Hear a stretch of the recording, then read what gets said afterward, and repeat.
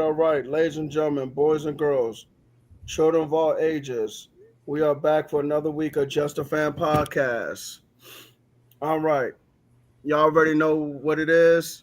The title of the show said things are happening because things are definitely happening. Okay, the NFL trade deadline is next Tuesday, 4:30 p.m.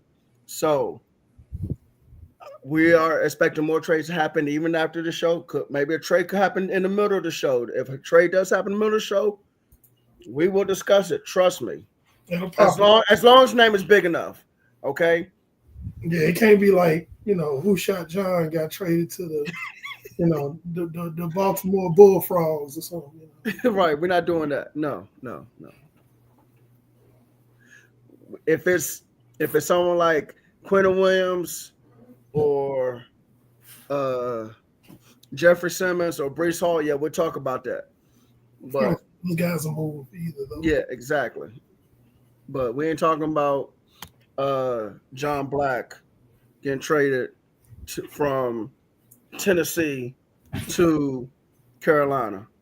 So, just so you know, for those who are casual fans, the NFL trade deadline is happening on this Tuesday. If I'm not mistaken, it's 3 p.m. Eastern on Tuesday. 4 p.m. Eastern. 4 p.m. Eastern on Tuesday. So if there's going to be any trades that are made for this NFL season, they will have to get done by Tuesday at 4 p.m. Eastern time. And it must be faxed to the NFL office in New York. That paperwork. Yes, I get that paperwork in. Yeah, there have been trades that have fallen through like that. Yeah, that's true. So, anyway, let's go ahead and introduce ourselves. Okay? Coach Williams, NFL Encyclopedia, Wildcat quarterback runs this whole thing. You know I'm a future Hall of Famer. That direction. Panel 316, the good guy with the black hat. What's good, man? I just want to say shout out to the Niner fans that I met at the Houston, Texas Niners game this past weekend. Shout out to y'all. I hope y'all watching. They subscribe to the podcast. We talked about it. Yeah, man. If you are watching and I met you this weekend at the Houston, Texas 49ers game, go ahead and shout out in the comment box, please. We want to hear from you. But yeah, we got some stuff to talk about, man, because like I said in the title, things are happening and things are happening. And some things are happening that I just don't like. It's gonna and it gives me a headache. Yeah, some stuff that's gonna happen after we get off the air. We're gonna be like, dang, we missed it. They wanted to announce it after we didn't get there. Yeah, listen. It ain't over. It's just getting started. Yeah, but I ain't talking about that. I'm talking about things that are happening that I don't like that's giving me a headache. Okay. Now, I have said this on this show before, but in case if I didn't, I'm gonna say it now. On October 29th, 2025, 9:31 p.m. Eastern, 8:31 Central, 7:31 Mountain, 6:31 Western, 5:35 Alaska, 4:35 Hawaii. Hey, man. Get it all laid out. 10:31 Atlantic. Stop trading with the Eagles. This is true. This is true. Stop trading with the Philadelphia Eagles. Yeah. If Howie Roseman calls in, and I'm still in Eric's line, I don't care. Let it go to voice. If Howie Roseman's calling, send that thing to voicemail immediately. You're only going to make them better. Okay? And I say this because it's been going on since Malcolm Jenkins got traded from New Orleans to Philadelphia. And it happened again when Darren Sproles got traded from New Orleans to Philadelphia. Mhm. And it's happened multiple times since. The Eagles have been to the Super Bowl 3 times in the last,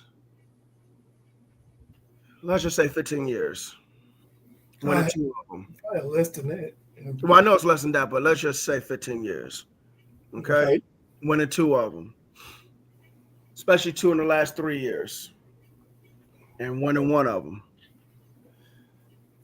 That team is loaded with players. And it's even more loaded with draft picks.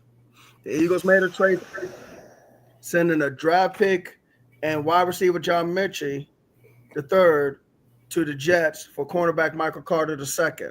They just be moving poor John Mechie all over the place. Anyway, go ahead. And so you know Howie Roseman knows what he's doing. I'm not saying Howie Roseman is perfect, but he's more wrong, he's more right than he's wrong. And he's going to do whatever it takes to make sure his roster is ready for a playoff stretch and for the playoffs itself. And when he's calling, he's trying to make his roster better. Like I said, they went to 2 Super Bowls in the last 3 years. Stop trading with Howie Roseman. Stop it. There's a reason why he wanted Michael Carter. To pair it with Cooper DeJean and Quinyon Mitchell. Because the other corners they had, especially Kylie Ringo from Georgia, wasn't working. The depth wasn't working. It wasn't working. And that was a rainy day acquisition. That's saying, okay, listen, we know we got some good starters in the first and second position, but it gets a little squirrely after that. And if we're going to make a run for a repeat, then we're going to have to get some more depth at corner, because we lose Quinyon Mitchell and Cooper DeJean, then we're in a bad way. And like I said, Howie Roseman gets on my last nerves, because if you put it like this, he gets on everybody's nerves unless you're an Eagles fan. Right, thank you. Because it's like you can't knock his hustle at all. We just have to see the rich getting richer. But yeah, it was a great depth piece. It was a great depth piece pickup, and it's like, it's probably gonna pay dividends down the line. And we sit up here looking like, can they keep adding pieces? It's like, now here's the downside. Here's the alternative. If the Eagles don't make it to the Super Bowl, or they make it to the Super Bowl and lose, how are we gonna look at all of these acquisitions? Because like, okay, y'all did all this moving around, still, you still lost. He's gonna look like a genius if they're winning. If they're not winning, he's gonna look like, what are you doing, bro? But when you have a franchise like the Eagles, which is what I call a rich franchise, and when I say rich, I'm not necessarily meaning cap space. I mean it like just they got cachet. They have a reputation. They're getting going places. They're Super Bowl champions, or a playoff team at least. Those are what we call rich teams. Teams that are perennially in the playoffs. 3 out of 4 years, or 4 out of 4 years, you're in the playoffs. Those are rich teams. That's what we mean by that. And they're doing what they have to do to stay in that position. So you can't knock that. On the flip side, you have poverty franchises. We talked about this probably the last, the last couple of weeks, we've talked about poverty franchises with poverty mentality. What do we mean by poverty franchise? We mean organizations that are perennial losers, don't make the playoffs, typically at the bottom of their divisions. Cleveland. Your Cleveland Browns, your New York Jets, your teams like that. And they're finding themselves back in that position again. Some of these teams finding themselves back in that position again, but not willing to move on or move off of players to gain draft picks. The draft capital at this particular juncture of your franchise, talking about these poverty franchises, are more valuable than the players you have on your roster. Because the players you have on your roster are not helping you win right now. Because if they were, people wouldn't be even bothering calling you. They don't keep them people because they win it. But it's not working for you. Now they might go somewhere else and do really well, and more power to them. But it's time to let those people go and get as much draft capital as you possibly can. So, excuse me. So you can win in the near future. But you have some teams that still report says, well, we're not going to move off of Max Crosby. Raiders, you suck. Trade them. Get draft picks. Well, we don't want to move off of Trey Hendrickson. You have a 40-year-old quarterback. Okay, you all you're doing is delaying the inevitable. Cincinnati. And you can't keep your franchise quarterback healthy.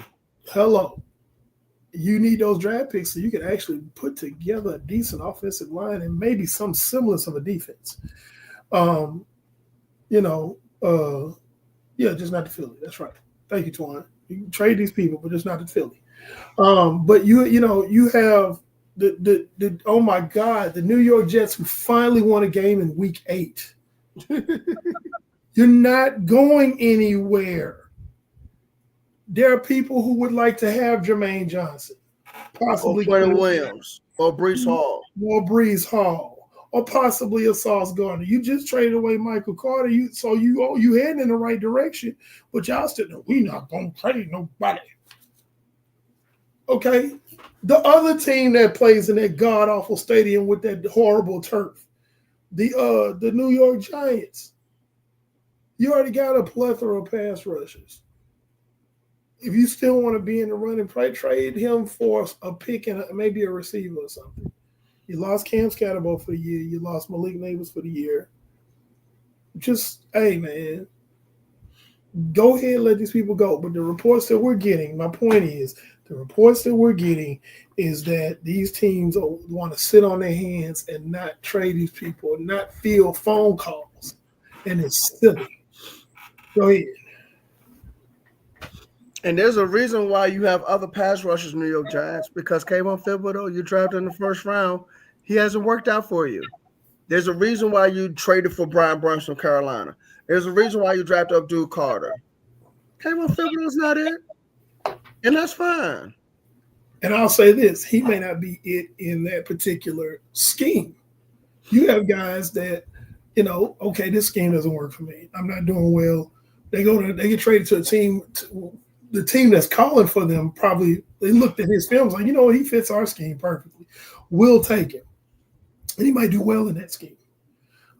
So, which brings me to another point, another segment. The New England Patriots just traded away 2 players, and New England has a legitimate chance of winning the AFC East.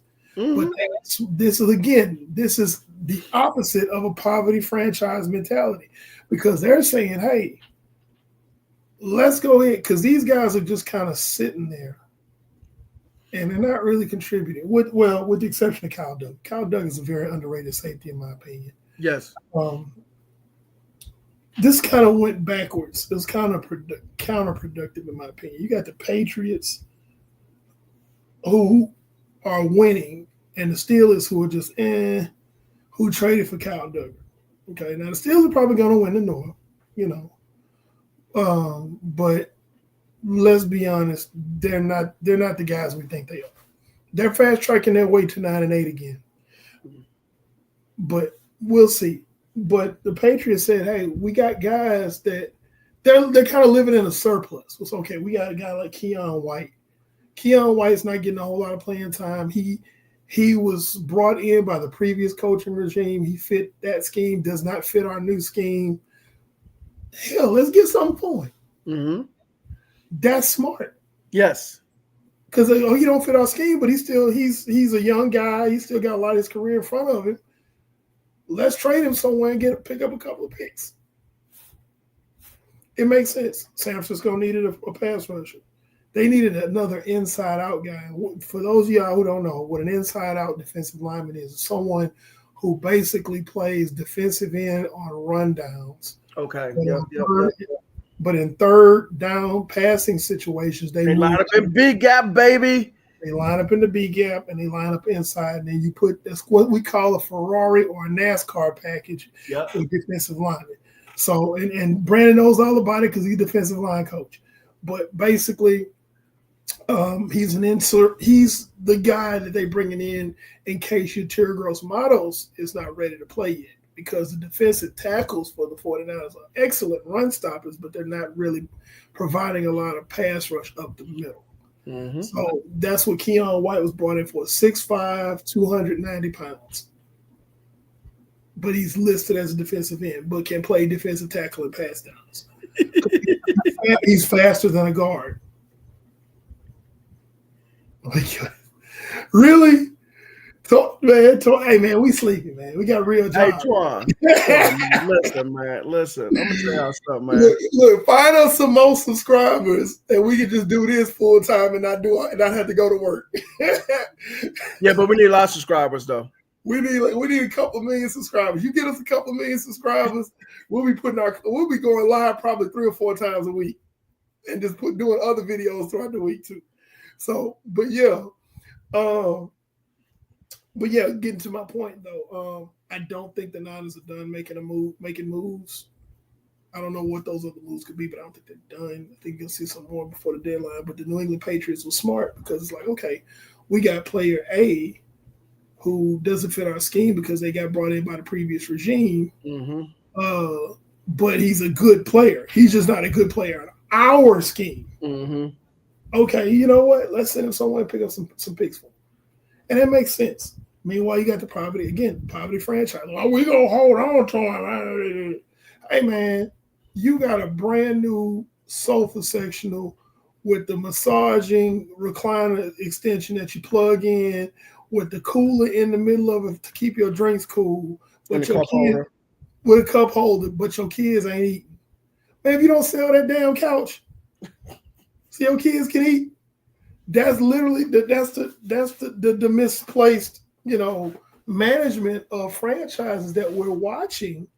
But we're not gonna trade it. Raiders, if y'all don't come up off of Max Crosby, stop it. Like, bruh, stop it. Y'all are not going to.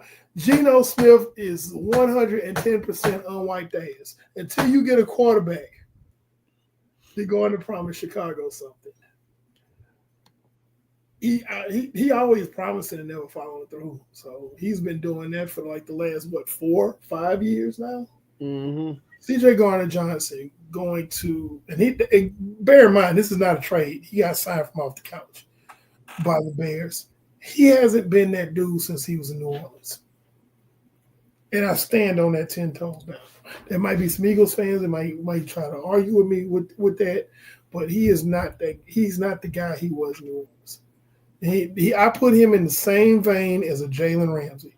Is he a serviceable player? Sure. But is he the be-all, end-all? Absolutely not. They're not, at this point in their careers, they're not those guys anymore. For every good play they make, there's 3 or 4 plays they give up. That's not good math. Okay, so, and those who really know, they're not casual fans, and really understand it. Like, okay, we got CJ Gardner-Johnson. They're going to be some Bears fans like, so? The people that don't know any better. No, it's nothing to write home about, folks. Okay. He like the Houston fans, they know, so he's not special. And at this point, it drives me nuts because he loves to talk and he does not walk the talk that he talks. And it's like, okay, you're at this point, you're a depth piece, sir. You're not a core pillar to someone's defense. You're at best a depth piece. That's why I could not understand why the Houston Texans brought him in last year. But moving on, somebody got an extension today. Aiden Hutchinson. Well deserved. He's the second highest paid pass rusher. Yes, sir. Second highest paid pass rusher. 4 years, 180 million. Huh? 4 years, 180 million. I believe 40 million is guaranteed. And it's going to be $45 million a year. He's underneath Michael Parsons. He is above T.J. Watt, Myles Garrett, Danielle Hunter, Max Crosby, Nick Bosa, Trey Hendrickson, Josh Hines Allen, and Brian Burns. Sir. Now that's a pass rusher who deserved his money. Yeah. And go ahead. But what I want to do is I want to put this on a bigger scale. These guys have given the following players contract extensions very recently. Quarterback Jared Goff, wide receiver Amon-Ra St. Brown, offensive tackle Penei Sewell, wide receiver Jameson Williams, safety Kirby Joseph, defensive tackle Aleem McNeil, and offensive tackle Tyler Decker. Now, they are keeping their core players, okay? Mm-hmm. That's your core pillars. Core pillars. And they still have David Montgomery, DJ Reed, Cam Sutton, DJ Reader on their roster. The Lions window is open. Now, how long is that window going to stay open? I don't know. But Detroit probably has about 2 to 3 years to try to win a Super Bowl. I know salary cap always go up. But at some point, that credit card bill is due. Well, I'm going to say this. Hello, Tristan. I'm going to say this. It depends on how the contracts are structured. If they're structured wrong, then yes, that credit card bill is going to come due, and it's going to come due in a big way, in a big bad way. However, if you're structuring your contracts correctly, it's not going to hurt you. If you do it right, you got to have a really good, well, what they like to call a capologist that works for the team, that estimates what the cap's going to do, knows how to restructure contracts where it won't come around and bite you in the end, how to move money along, and then how you can cut that money off and it won't hurt your cap situation. The antithesis of that would be the New Orleans Saints, because they are going to be in cap hell in the near future behind Mickey Loomis. Yes. Because he did not do that correctly. If you don't structure the contracts correctly, you're going to find yourself in cap hell. If you do structure the contracts correctly, you're in a good position. So, but I like what it's right now. They said Detroit's overall spending is close to $1 billion right now with a B. Hey, what up, Cleve? What up, Cleveland? $1 billion with a B. So it's kind of negligible, though, for the simple fact that if they did structure these contracts correctly, it will not harm them, especially with the cap going up and the shared revenue amount just exploding year after year. I mean, we ain't talking about a couple of million more each year. It's in the tens, sometimes 20s of millions moving up. So that shared revenue moves up, so the cap space goes up, and then all of a sudden that extra cap space eats up what we thought was going to be a big contract. Now it's like, oh, okay, well, we can pay that. We got the cap space now. So also you can kick the can down the road another way, and that's letting your current cap space roll over into the next year. It's kind of like when phones had minutes. Y'all remember that? Yes. Pay for those minutes. Oh my goodness! Yeah. Those rollover minutes. Yes, rollover minutes. You can roll those minutes over to the next week, and in this case, cap space roll over to the next year. So it's about structure of the contracts. If the contracts are structured well, then you know, it's not gonna be a problem. Tristan, we are talking about the trades that have occurred within the last 24 to 48 hours. What are your thoughts? Say that one more time. You kind of broke up on my end. We're talking about the trades that have happened in the last 24 or 48 hours, like the Kyle Duggar trade from New England to Pittsburgh, the Keon Wright trade from New England to San Francisco, and the Michael Carter trade, which we have just we've said stop trading with Howard Roseman, who goes from New York Jets to Philadelphia. I think the trades were, a need for each team to do. I think the, the Patriots are trying to set themselves up for, I think, a very aggressive offseason. And not saying that their season right now is bad. I just think they realize, like, oh, we're actually a lot better than what we thought Mm-hmm. we were going to be this season. So let's try to capitalize on this while we can. And so we're making the necessary moves to do so.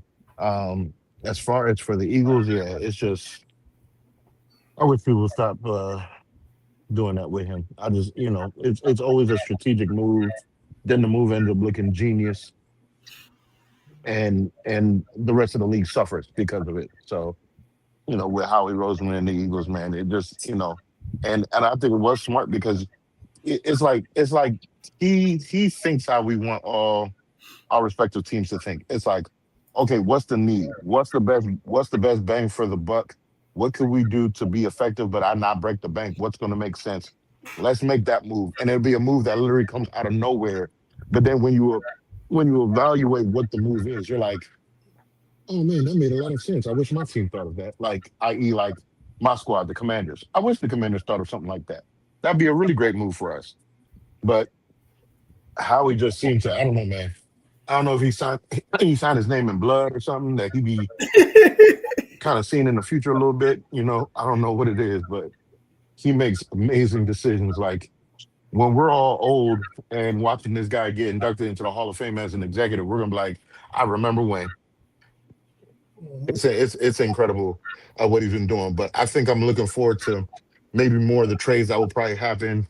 Um, you know, maybe tomorrow, Friday, as we get closer to the trade deadline. Yes, definitely. Um, for on Tuesday. So uh definitely Sunday's games will be telling, for sure. And I don't That's gonna be the final push that makes people say, you know what, let's go ahead and let's trade. go ahead and pull the trigger. Yep. Let's I be think some people smart. Yeah. yeah, I feel like a lot of these teams probably got like trades in queue and they just want to see how the weekend plays out. Yeah, especially those borderline teams. But again, teams like we talking about teams like the Browns and the Jets and so forth, um, the Raiders, good and doggone well you need to be sellers right now. And I'm sorry to my Who Dat family, but yes, y'all too, the Saints too. You need to be sellers right now. Get what you can. Get what you can. Pick up picks. The picks are more valuable. The picks in April of 2026 are more valuable than the players that you have on your roster. And that's true. That is so true because there's no need to give Chris Olave a contract extension. Let him go. Demario Davis, let him try to chase Super Bowl ring. Let Cam Jordan try to chase Super Bowl ring. Let Brian Brees go somewhere, man. Just go. Learn how to let go. It's okay. It's okay. Yeah, it's and they gotta, because it's like the song. I'm glad my GM makes me pull my ass sometimes. 6 months later, he's a genius. Well, not quite, Cleve, because your offensive line is still pretty bad. That he still hasn't done that right yet. He's done a lot of good things. Chris Caserio, talking about Chris Caserio, the Houston Texans. He's done a lot of good things. Don't get me wrong, but it's telling that at this point in the league, this point in the season, that the Texans are still under 500. So obviously, there's not enough that has been done. So The offensive line is still. He made attempts at it, but the offensive line is still in shambles. Then also needs to make the right executive decisions on coaching because offensive coordinator is definitely a problem. And yes, the win this weekend was an illusion, and I'm gonna explain that why when I go into my picks. But getting back to the trade deadline, between the time we get off the air tonight and Tuesday at 4 p.m. Eastern, I still see a plethora of trades happening. Definitely. But if you have questions about the trade deadline, people that are watching, you have questions about potential trades that could be made, and why we'll answer why and why not it's a good idea or what it could go for. Well, the floor is open right now. Actually, we have one right now. Right? From Donald, who said, "Y'all think Shador will be traded? They really need to because I feel like he's not going to get any playing time, and the Browns are not going to fire their head coach." That's by design. And the problem is Haslam's not going to trade him. Again, going back to the today's operative phrase is poverty franchise, and poverty franchise mentality. If you want to say 3 words, it's a clear. My bad, Eric, because I got to get it off my chest because it's been burned. Go ahead. It's really I've never seen. And I honestly purposely because I remember I said I was going to make some TikToks and talk about some of this. I purposely have been silent about this because I'm just watching it, trying to watch it play out, and I'm trying to make sense because I don't understand how a guy that was a coach of the year could be so ignorant in his decisions when it comes to the most important position in the NFL.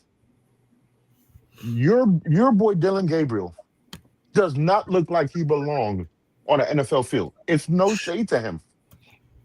It's no shade. It's no disrespect. He does not look like he belongs on an NFL football field, let alone being a starter. I don't understand how you're going into a mini bye week. Your team is trash. Your best player set a single game franchise record in sacks, and y'all lost by 19. That I don't understand that. And then you have the audacity. You have the audacity to sit your hind parts at the post-game conference and said, and before anybody even asks the question, you have the audacity to say Dylan Gabriel is going to be my starting quarterback going forward. So you don't even want to give the boy a look. If he's this is how I know it's something to it. Because if he's trash, if Shador is trash, you're hearing all this noise, what would a competent coach do in that situation? If you know he's trash, you know he's bad, what would a competent coach in that situation do? You put him out there. You put him out there for everybody to see. Like, see, this is what I was talking about. See, this is why I wasn't ready for him to go. Are y'all happy now? Y'all good? Y'all okay? All right, so can I go back to what I was doing now? All right, cool. But no, you don't even want to give him first team. He's the backup. He's your number 2. You were about to have Zappy be your number 2 over Shador. Bailey Zappi to be, hold on, Sienna. Bailey Zappi to be your number 2 over Shador Sanders. And here's the thing. I understand that I don't get paid big money to coach in the NFL. I understand that I don't get paid big money to be an NFL scout. I understand that I don't get big money to be on ESPN, be on NFL Network, be on Fox Sports, and any of that stuff. I understand that. But you're not about to tell me that my educated HBCU, educated black mind can look at the television and see what Shador did at Colorado and at Jackson State and tell me that I cannot at least give him an opportunity to see what he does with the requisite weapons at his disposal. You're not about to tell me that. So you have to make it make sense to me, Stefanski. You got to make it make sense to me of why you are so hell-bent to go to continue to start little Mario behind your offensive line instead of giving Shador a chance to start this season. There's nothing that's going to happen that's going to change life with Dylan Gabriel playing quarterback for your franchise. Nothing is going to change. Your record is what it's going to be. We're going to be right back and picking in the top 5 once again. You have had a huge, huge, huge list of quarterback carousel.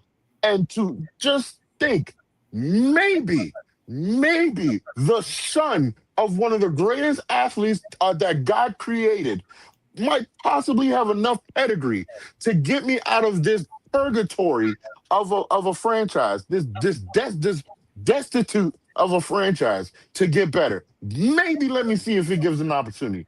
And you don't want to. I promise you, if we ever see Shador and he shows any glimpse of some kind of success being a starting quarterback, Stefanski will never have another head coaching job because you are literally sabotaging a young career for the sake of your own pride.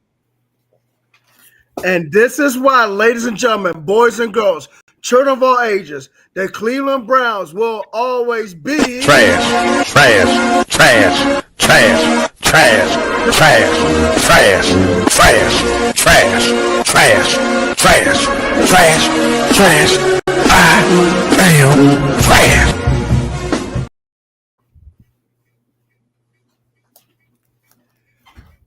Woo! Dinner is now served. Ladies and gentlemen, it was a steak. Okay? 12-ounce steak. No, man, it was a porterhouse. There's got to be at least 24 ounces, man. Okay, well, fine. Porterhouse, 24 ounces. Okay? With mashed potatoes. Whatever you want on it. And whatever other side you want. With half and half. And banana pudding for dessert. That's what Tristan just served y'all. He cooked. Everybody eat up and enjoy. It frustrates me. It frustrates me. It's like it's like, are you the smartest person in the room? You the only one? You the smartest guy in the world, huh? We don't see what y'all see. We don't see what y'all see, huh? We don't see what you see, huh? Like, come on, man. Your offensive coordinator is mic'd up during minicamp. Helen Shador, oh, great ball placement. Oh yeah, right on the money. Oh yeah, your OC. Your OC is saying that. And we don't even get a chance. I'd like to also add that when Shador got a chance to play in the preseason, they put him behind with an adequate. Thank you. With an offensive line that is not in the NFL right now. I don't think not one of those 5 guys. 4 out of the 5 offensive linemen are at Home Depot as employees. They bagging groceries. Man. They at Home Depot, some grocery store, wherever you live, because everybody got different grocery stores somewhere. Unless, well, almost everybody got Walmart, so let's just say Walmart. And not one time did you give him a chance to have Jerry Jeudy on the field with him, Njoku on the field with him, Njoku who's basically best friends during minicamp with him. You didn't even give him the opportunity to see what it looked like with those tools. Look at what he did in college. Has he had any player outside of? Thank you. He's done more with less. Put it like that. Thank you. He's done more. And hold on. What's the one thing I always say about a veteran tight end and a young quarterback? Shador Sanders, young quarterback, David Njoku, veteran tight end. That always helps them out with development. That always helps them out with growth. And everyone's most common thing that they said about Shador was, man, look at what he had during his college tenure between Jackson State and Colorado. Now imagine when he actually has legitimate first-round talent around him. Not just one player, legit first, second-round talent all around him. What could he possibly do then? And to get to the main idea of all this, because we kind of went around Tristan got in the kitchen and turned on the stove. But the point of it was poverty franchise mentality. You're not going to play him. You're going to make sure that he stays inactive just trade him. Like, that is the ultimate wickedness because you're not going to let him get playing time and you're not going to trade him. So you just going to keep him under lock and key on your roster and not let him flourish. Like, right now, the Raiders could use him. But the problem is Haslam's not going to trade him. It's Stefanski that didn't want him. The So Raiders could use him right now. What Haslam Jets has to can do, take a look at him right now. it's Pittsburgh not can going take a look at him right now. I'm sorry, go ahead. It's not going to matter if Haslam says no. It's not going to matter if Haslam says no because he's the one that wanted Shador. So what's going to happen is that Haslam, which I'm about to say something that I normally don't like to say because I normally don't like to see it. Haslam's going to have to step in. I don't like owners stepping into football business, but he's going to have to step in and say, hey, you need to put that boy in there. Let him play. We need to see what we Yeah, got. but the question is when. So you can do it now. I mean, I know you can do it now, but obviously it's not going to do it. It's not going to happen now because no one's saying anything unless something happens at the last second. It's not going to happen now. Now, could it happen towards the end of the season? Possibly, but it might be against game. It might be games that might not matter. I want to see him while the game still matters. Teams are still playing their starters, not putting Yes. John Boom Boom, whatever. Who shot John? Yeah, whatever. You know what I'm saying? This the third string safety, the fifth string linebacker, the defensive tackle that came off the couch, hadn't played in 3 years. Because here's the thing, here's the thing. In all practicality, the problem is, and I'm not trying to stay on this long. I just want to make this point. Here's the thing. When we talked about Kyler Murray's height, and I know how we feel about Kyler Murray, but one thing about Kyler Murray is that he's a freakish athlete. He runs around like a 3-year-old toddler that just put something that he wasn't supposed to put in and trying to get caught. But he's super fast. He's got a big arm. It's traits that he has that offset his size. Yes. What made Drew Brees so special? Even though Drew Brees wasn't the biggest, Drew Brees also didn't have the biggest arm, but his brain, anticipation, timing was what set him apart. It was the same thing for Russell Wilson until Russell Wilson got old. Russell Wilson had enough athleticism, and at one point, Russell Wilson had the best moon ball in the NFL. Yeah. There's just certain traits that they had that, despite their size, until he started declining. It's certain traits that they have. So despite their size, it offsets it. Even Doug Flutie was a baller. Doug Flutie was a baller. Doug Flutie had a huge arm, even though he was small and was athletic enough to do what he had to do. There's nothing special. Again, it's no slight on the kid, but there's nothing special that Dillon Gabriel does to offset the deficiencies that he has. Nothing special. The thing that makes Shador potentially special is what? Between the ears. His anticipation, his able to read coverages is what makes him special. And Brees was super accurate, absolutely. So let's see what that looks like with reps.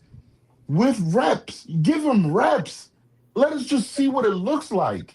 And then we could be like, oh, he's not trash. Or trade him to a team that would give him an opportunity. The Raiders would give him an opportunity. The Dolphins would give him an opportunity. The Jets would give him an opportunity. No, I don't know about the Dolphins. Trust me. Wait. I hear you, and I want to agree with you. The only pushback I have right now is, yes, I know about Tua, but they just moved up Quinn Ewers. And I think they want to see Quinn Ewers first before they even think about Shador. Okay, I give you that. Okay, that's the only thing. Now, I give you that. I said Raiders. I've said Pittsburgh. Even though I know Pittsburgh not going to do it because they hell bent on Aaron Rodgers right now. Yeah, but, and I think they like the boy Howard from Ohio State. I think they like him. Who? Pittsburgh? Yeah, Will Howard. That's who they got as the backup. That's fine. But I wouldn't snoot at it though. But then I also mentioned the Jets because obviously you're moving on from Justin Fields since you're trying to bench him and the owner threw him under the bus. And now you got Tyrod Taylor, but Tyrod Taylor's in his 30s. Exactly. And he's on a decline. Yeah. So those teams right there alone could trade for Shedeur and take a look at him. If you the Raiders, you still have Jacoby Myers if you decide to keep him. You just add a Tyler Lockett. Brock Bowers seems to be getting healthy. You got the other tight end. That's 4 weapons for Shedeur Sanders trying to make something happen. If I could I ain't gonna mention the Jets, but you get my point though. If I can interject for a second. Go ahead. Mm-hmm. I know that. And Brandon, you know that. And Tristan, you know that. But the problem is the Browns don't know that. I think it's the Browns. That's a sad thing, and that's what makes him a private franchise. Go ahead. Stefanski is stubborn, man. He's stubborn. Everyone is saying that. They're like, so you're not gonna give him first team reps during the bye week? This is big because Donald's bringing up a good point. He had Jeff Blake and Brady working with him. Yeah, like I don't understand. I don't understand Stefanski. I don't know what's his blight. I think it's pride. I don't even think it's Shedeur personally. I think it's pride because something happened in that draft room. On him. Is that? Yes. I think maybe that's what it is. I don't like this guy because he's forced on me. He wasn't. Yes. So I'm going to do everything in my power to keep him. And that's a losing proposition because you're fighting with the money right now. You fighting with the money. You fighting with the owner of the team is saying, "Hey, this needs to have. I got this guy in here. You're not letting him play. Okay, you're not winning now, and you did it your way. And you're not winning. So that gives me justification to can you. And it's like how can you not see that, Stefanski? That's exactly. Because it's like, okay, listen, I'm gonna trade this guy. I'm gonna pick up. No, Deion ain't going nowhere. Deion is not gonna coach it. Deion is not coaching well. As much as we love Deion Sanders, Deion is not coaching well in the college ranks, let alone. Deion, I think Deion needs to start focusing on his health, but that's a whole different. Yeah, that's definitely needs to focus on his health. Honestly, that's way off topic. We get off on tangent. But I'm just saying. Deion Sanders needs to actually step down and focus on his health. I agree. That's what he needs to do. But I agree. But yeah, I think this horse is pretty much dead, and we've been kicking it. So let's go ahead and go on to picks. We had another question. You have a question? Okay, let's bring the question. Give me a second. Oh, here we go. And this is from earlier because we got on Shedeur Sanders. So let me get that one. So Breece Hall would be a prime trade candidate. He's still in his 20s as a running back. He's still highly productive, and it would make all the sense in the world to trade him to a running back needy team. That being said, we don't know what Woody Johnson and the Jets are going to do because they just, again, the operative phrase for this show is poverty franchise mentality. Now, there's an indication that he could get moved because Michael Carter's already been moved to the Eagles. But we'll have to see. I'd like to see Breece Hall play somewhere else while he's in his prime years than just languishing in New York in that horrible stadium with that horrible turf that gets somebody get injured on every day, almost every week, pretty much. But yeah, it's gonna depend on that. Do I think, gun to my head, he'll get traded? It's about 55-45. You know, you say 60-40. Yeah. But traded to who? Where? Because the only running back needy team right now is the Patriots. It would be and they're not going to. Or maybe the Giants. I forgot because Scotty's out. Yeah, so he could stay in the same building, but be with another. So could be the Giants. If the Giants are smart enough to even pick up the phone, hey, you don't got to pick up the phone. Just walk down the hallway. Hey Tristan, you saying only running back need the team. Here's the thing, and I know every single team is not smart to do this, but if you are a playoff team and you have a decent, a good running back, you might want to add Breece Hall because you don't want to wear down one guy.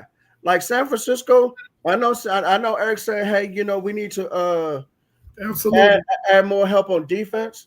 But that running back you just added to try to help out Christian McCaffrey ain't working out. Exactly. If you're willing to sit here and say, look, let's trade a draft pick, because Eric has said it on the Marco Polo. He said, hey, all these draft picks we have are not going to make it next year.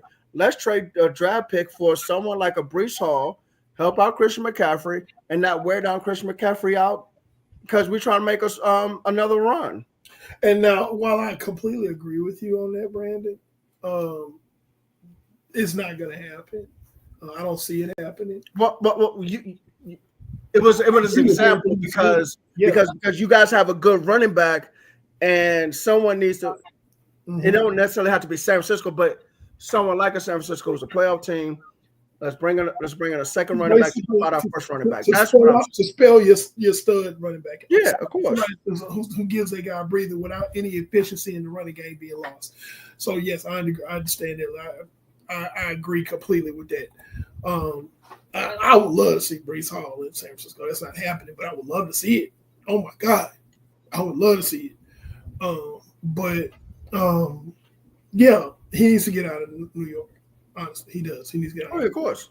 So let's go ahead and go to picks. Because what we'll do with picks this week is, as I do my picks, we'll talk about what those teams did.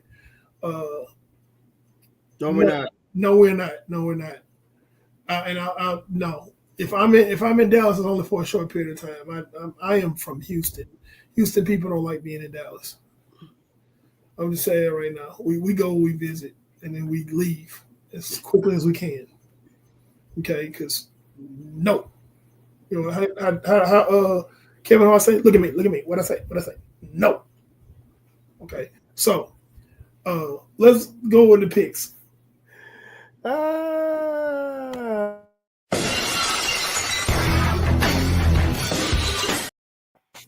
All right, so last week I went 9-4, missed 4 games, and nailed 9 of them, and of course hit my Stone Cold Lock of the week. This week is going to be kind of interesting because I have at least 3 pick'em games that I don't know which way they're going, based on one, the injury status of certain teams that is still murky, it's still unclear what the status of some players on certain teams are. So that's what the problem is. We don't know, but some of these games are just clear cut. Yeah, this team's gonna win. Team A is gonna beat Team B. So the first one is definitely not a pick'em. The Ravens traveled to Miami to play the Dolphins. Still up in the air whether or not Lamar Jackson will play. I thought he was playing. Okay. Leaning toward playing. It's about 80-20 that he will. Even without Lamar Jackson, I still like the Ravens in this game. Yeah, Dolphins are done. The Dolphins are cooked, and also their if you look at it, their run defense, it's not great. Ooh. It's 4th from the bottom. Eesh. Yards per game and on the ground. So that is a King Henry type of day. Okay. So that's why I say even if Lamar Jackson was not playing in this game, I mean, if I'm John Harbaugh, hey man, Derrick Henry's gonna get 20 carries. And you probably gonna win by 20 with that. Yeah, definitely. So yeah, that's where I would go with that. The Ravens over the Fins. The next game I have here is a pick'em game, and again, it hinges on the health of the players that belong to both of these franchises. 49ers travel to MetLife Stadium to play the Giants. The Giants are banged up. They have no Cam Scatterbo, no Malik Neighbors. However, it does not look like Brock Purdy will be playing this week because of the type of turf that they're playing on. It might re-aggravate his foot. So we're looking at McCorkle Jones starting again. And because of that, I got the Giants because the Giants have a great pass rush, and McCorkle Jones is literally a statue in the pocket. He does not know how to step up. He does not know how to slide to the left or right or roll out to the left or right to deliver a pass off schedule. He is horrific. I sat in NRG Stadium last week in the end zone seat, so I had an all 22 view. Watching Mac Jones completely shit the bed. I'm sorry. That's the only way I can say it. Okay, yeah. They're going to say, well, he threw 2 touchdowns. Okay, yes, fine. But against an elite pass rush, which the Houston Texans had,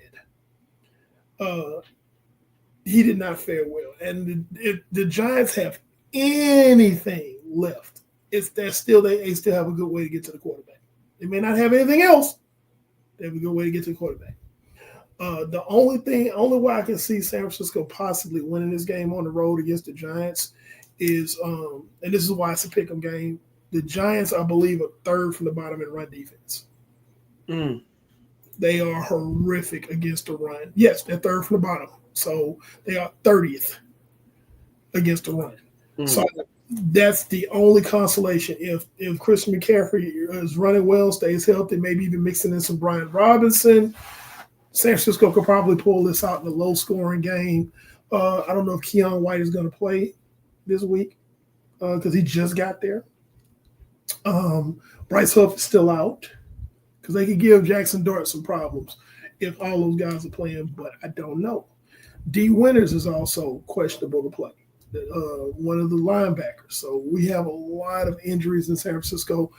Houston, that's basically the only reason why y'all won that game in NRG is because you were basically playing guys from out the practice squad. That's why C.J. Stroud was able to make long-distance phone calls on a rotary phone before he threw the football. Okay, so,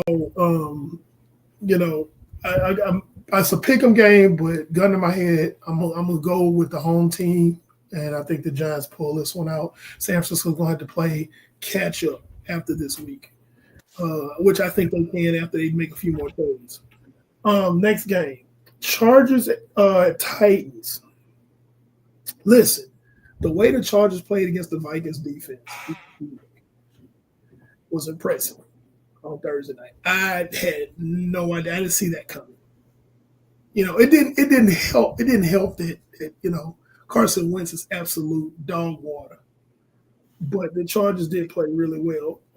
This was almost a stone cold lock, but the Chargers have a tendency when I have start putting too much faith in them, that's when they completely crap the bed. So I didn't make it a stone cold lock, but I do think the Chargers can beat the Titans. Oh, yeah, definitely. So I got the Chargers over the Titans. This next game, Vikings at the Lions. The Lions are red hot and on fire right now. They are playing some really good football. Again, Dan Campbell's out to prove something. He's really out to prove that I don't need those coaches to be successful. Everybody was saying it, including us. Well, they losing by 7 coaches off that staff, man. I don't know if the Lions. All of us were saying that, even me. Mm-hmm. I was nodding my head to it. But Dan Campbell's on a mission. He's like, I don't need those coaches. We're going to still be a good team. And they're proving it. So I like the Lions to beat the Vikings. And they're at home, too, at Ford Field. So Kirby Joseph might play. Brian Branch is back. So that's going to make their defense even better. Exactly. J.J. McCarthy is supposed to play this week because thank God for all of us who enjoy watching good football. Carson Wentz is out for the season. He's out for the season? From what I'm understanding, he's out for the season with that shoulder. And he needs to retire. Those of us who enjoy watching good quarterback play, that we're thankful. Carson Wentz need to retire. Yeah, I think he needs to go to the house. But I like the Lions over the Vikings. The Falcons traveled to Gillette Stadium to play the Patriots. I think the Patriots are going to Drake May is getting better and better each week at quarterback. And the Patriots have a really strong defense. I think the Patriots can beat the Falcons. I think they continue to roll and just gain more momentum. especially with the game that's going to be happening later on Sunday, that we need to really watch because I'm pretty sure the Patriots are watching that. We'll get to that later. So give me the Patriots over the Falcons. The Colts travel to Pittsburgh to play the Steelers. I said it before and I say it again. Until they show me otherwise, I'm starting to really believe in the Colts. Hey, listen. I did not believe it. That owner who took over as the principal owner, even though all three daughters own the franchise, but she's the principal owner. Was it Carly Ursay Gordon? Mm-hmm. Man, her being involved on the sidelines and all that other stuff I think is really helping that team because I don't know what she's doing, but she got Shane Steichen coaching the best football ever. She literally got him coaching the best football ever. I want to clarify something on that. That's the only thing. She's not involved with the decision making, play calling or anything like that. No, I'm sure she's not, but she's on the sideline with a headset because she just wants to hear what's going on with the communication. I understand that, but she also wants to know the why. Mm-hmm. And so because of that, it's like, okay, I can't just put together a BS game plan. I'm not saying he was, but for this leap, because we all thought that he wasn't going to last long. And this, I mean, he's literally probably saved his job for the rest of the season, unless things fall flat. Who are you talking about? Shane Steichen. Oh, well, with a 7-1 record, I don't think he was going anywhere. Well, not now he's not. Yeah. But you couldn't tell me you didn't think he was going to last long this whole season before because of everything that was going on with Anthony Richardson and other quarterbacks before that and stuff. Shoot, it was a mess at Indianapolis, and this is the best Indianapolis have looked in a long time. I don't want to. Please understand, those of you watching and listening. I'm not saying it's the same thing, but the Colts have not been as good since the Peyton Manning, the Andrew Luck era. Yeah, that's the last time they were this good. And I shudder to say this, but maybe they might even be better than the Andrew Luck era at this point if they continue on this trajectory. Let me say this. They are more efficient, and they are making better decisions. And I'm saying that because not saying Andrew Luck was a bad quarterback, but because they mishandled Andrew Luck. Right now, they look like they have cleaned up everything as an organization. So because of that, it's cleaner than what it was when Andrew Luck was playing. So that's why it might be better since it might be the best since the Peyton Manning era, because at least that Peyton Manning era was clean up until the end, but with that Andrew Luck era was not clean. If that makes sense. Yeah. No, that makes perfect sense what you're saying. So with that being said, I like the Colts beating the Steelers. They just more put together, and we're gonna continue to ride that. Like I said, until they show me otherwise, because they had to show me at the beginning because I didn't believe in them early in the season. Now I'm at the point where it's like, you got to show me that you got to make me not believe in them now. You know, we could be watching another big time player coming into the, you could be watching another big time player entering the chat for the AFC. You know, you always got your Kansas City. It is your Buffalo. Your Buffalo. We could be having a discussion about Indianapolis now, entering in that possibility in that tier. Yeah, if they continue on this trajectory, they could be. Moving on, the Broncos completely dismantled the Dallas Cowboys last week at home. That defense is legit, even though Patrick Surtain Jr. left the game. They still wore clamps. Bo Nix, again, is another young quarterback, just like Drake May, is another young quarterback that is he's constantly getting better each week. He gets better, and he's really dealing. Houston got a freebie last week by beating the 49ers, a completely injury decimated 49ers team. And there are people, like I said, the casuals are like, oh yeah, we here, baby, we back. Yeah, it's like, no, you're not. Your offensive line is still horrible. Your offensive coordinator still calls bad plays. You just played a decimated team. You're about to see if Houston is really for real this week against a defense that's basically top 5 in the league in Denver.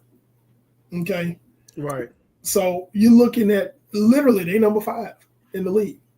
So and they can put pressure on the quarterback, and they can stop the run, and they can consequently score. Now, Houston has a better defense than Denver. That being said, Denver's a better roster from top to bottom. So I like Denver to go into NRG and beat the Texans this week. Okay.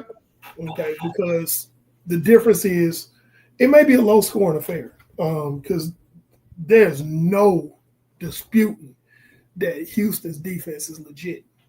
There's no disputing that.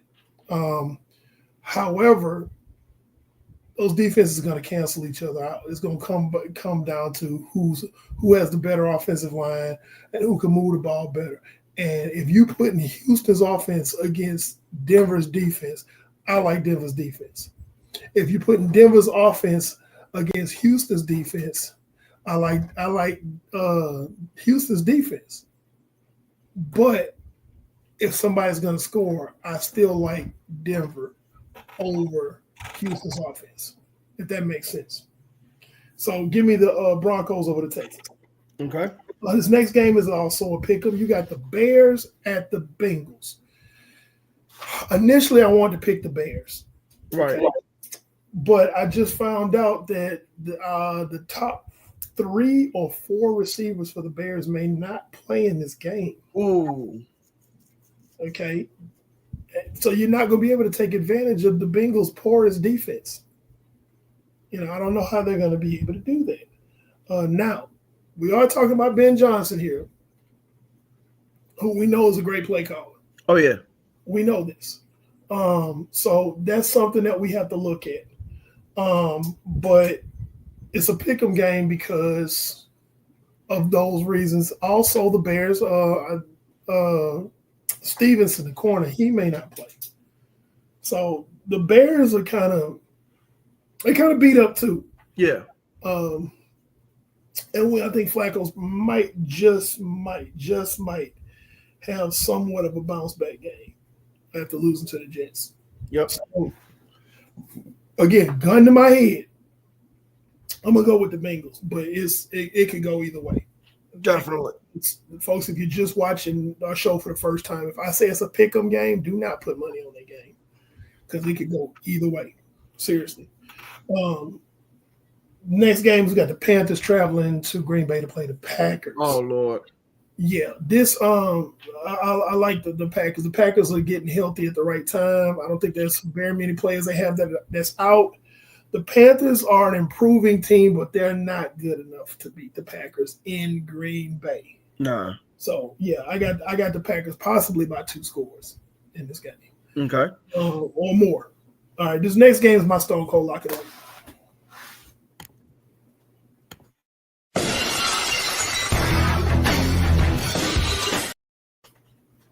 As much as it pains me to say this, because one team is it's near and dear to my heart, even though it's not my favorite team. I got so many friends that are fans of this team.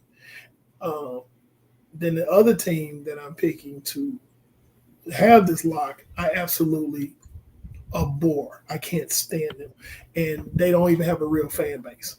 But the Rams are going to beat the Saints in SoFi Stadium, and it's not. It's yeah. Tyler Shuck is starting for the Saints. Okay, against the Rams defense. Yeah.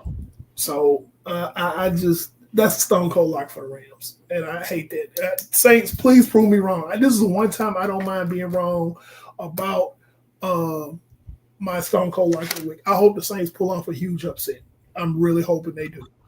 But right now, that I got the Rams beating the Saints. The Rams are pretty healthy, and the Saints they're just scooting along right now. And You know what? not doing enough to win games, but they play really hard. You know, on Monday. I just finished reading an article on Chris Schuler, the Rams defensive coordinator, and his defensive scheme. His blitz packages comes from old Wade Phillips, but his coverages come from Vic Fangio. So, you know, that defense took a step forward this year compared to last year. I'm interested in seeing what that looks like moving forward, but based on scheme, not because of the Rams, but based on scheme, I like Chris Schuler's scheme right now because I've always been a fan of what Wade Phillips been able to do. I'm gonna be honest. I like anybody's scheme right now against Tyler Shuck. It doesn't matter whose scheme it is. I'm just saying It could be me and your scheme against Tyler Shuck. I work the back end. You get the front seven. We put that together. Like seriously, and we gonna beat Tyler Shuck. Okay, so yeah, it's Stone Cold Lock of the Week is the Rams over the Saints. This next one, the Duval Thundercats are traveling down to Allegiant Stadium to play the hapless Raiders. I got the Jags beating the Raiders. The Raiders are a hot mess. They are just absolute. You can cue the trash video if you want to because they just trash.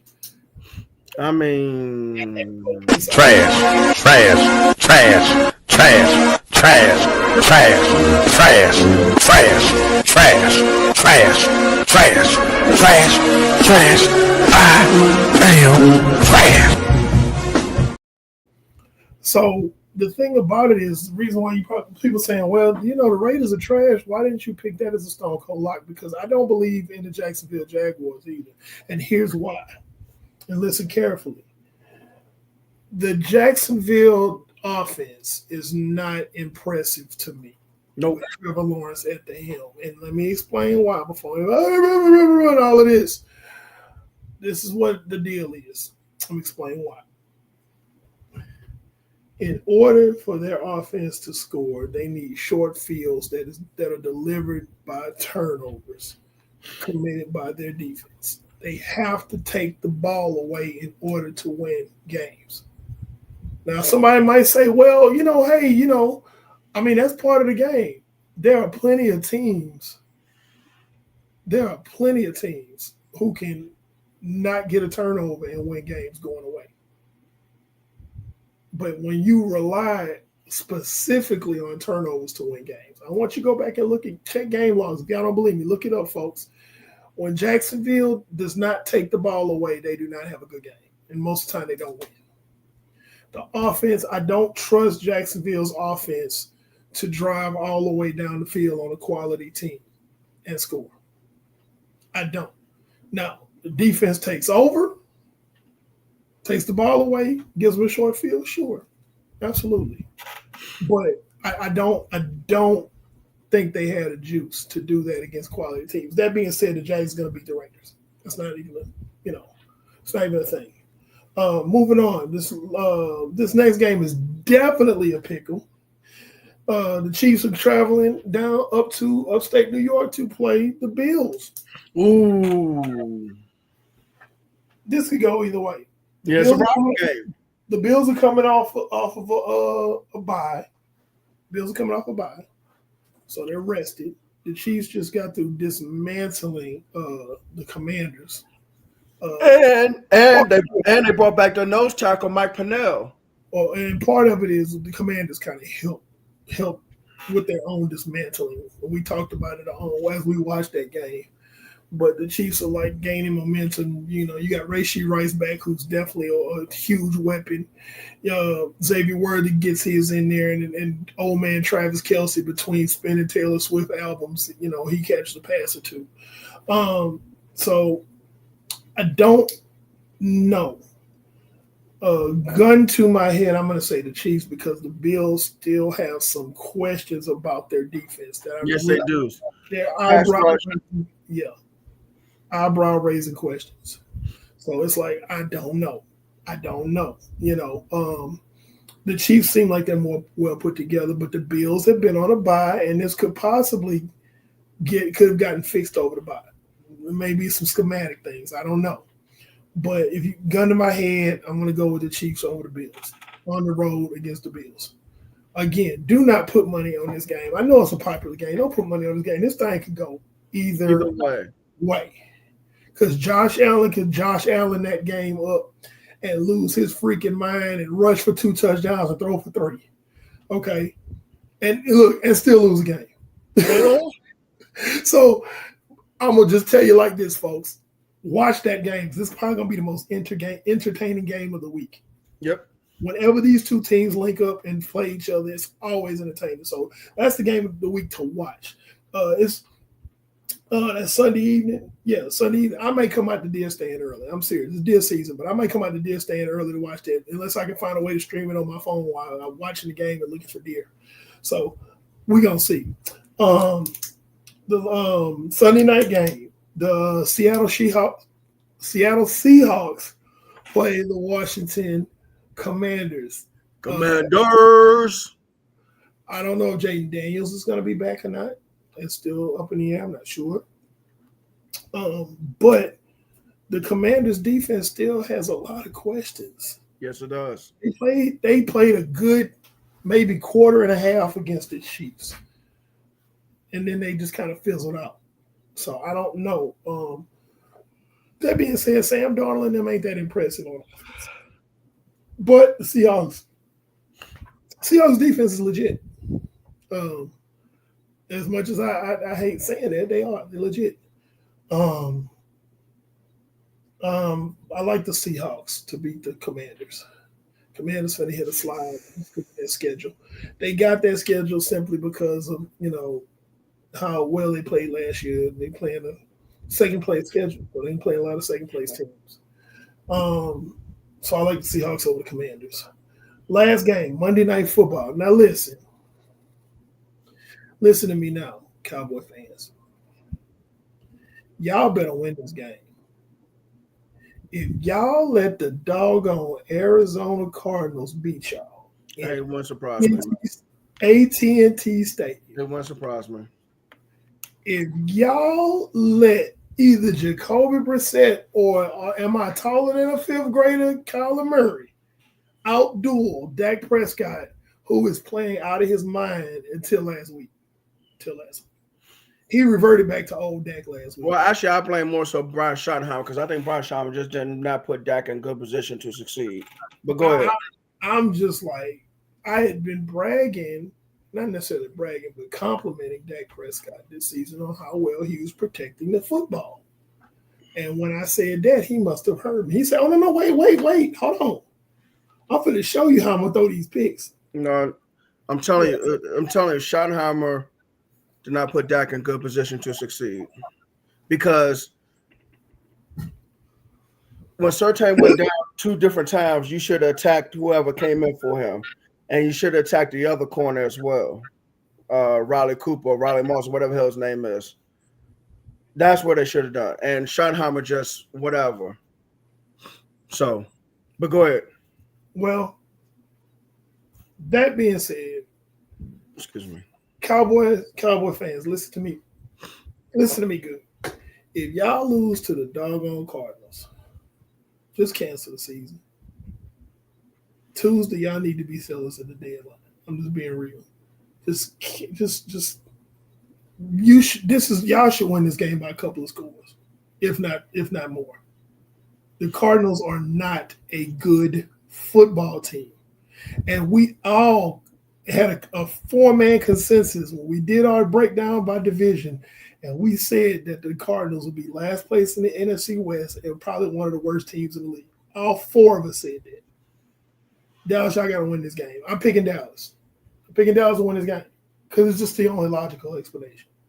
Okay?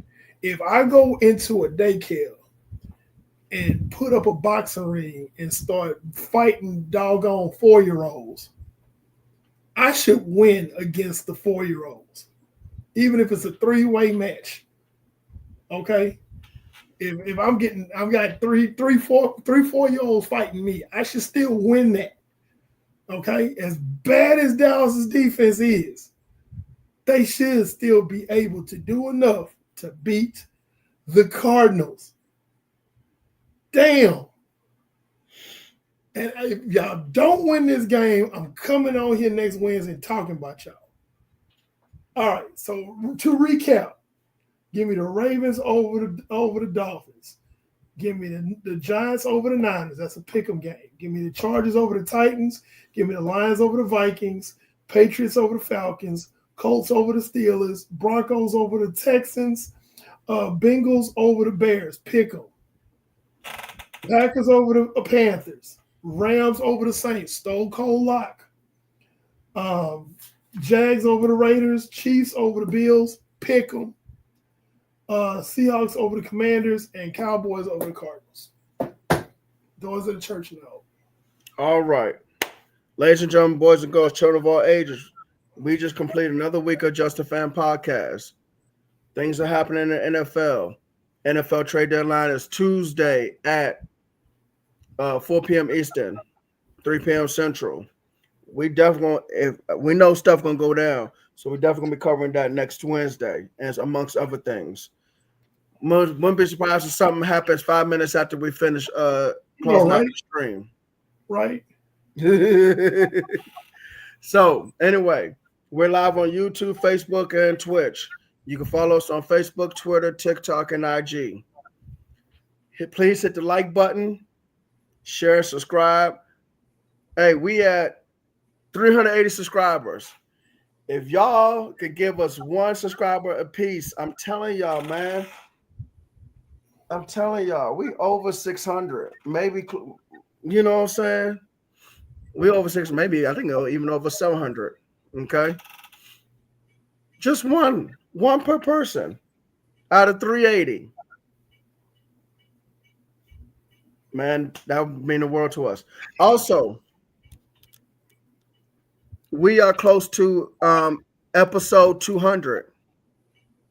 That's okay. Right. I put it in the group chat. Y'all didn't pay attention. Man, I was at work, man. So you, Steve, and Tristan, I'm gonna write all 3 of y'all up for not paying attention. Ain't nobody saying anything. If you want to see Pando 316 get rolled up by Brandon for not paying attention to the doggone group chat, give me a hell yeah. But yeah, episode 200 is coming up.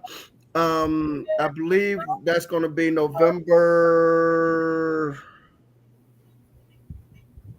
12th. November 12th. So everybody, please join us November 12th for episode 200.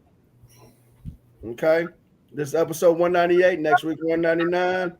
And then episode 200. Okay? We thank y'all. We appreciate y'all for all this support. Support. It's been 4 years, man. It's been 4 years. And It's been that long? I lost count. yeah, man. Yeah. We rolling, baby. We rolling. But anyway, y'all know who I am, Coach Williams, the NFL Encyclopedia, the Wildcat quarterback that runs this thing, future Hall of Famer. That direction, 316. Panel 316, the good guy with the black hat. I'm sleepy and tired. That's why I'm sitting here like I belong on Looney Tunes or Goof Troop. We do this as a labor of love, people. Because we tired. Thanks, Donald. Peace out, y'all. Good night.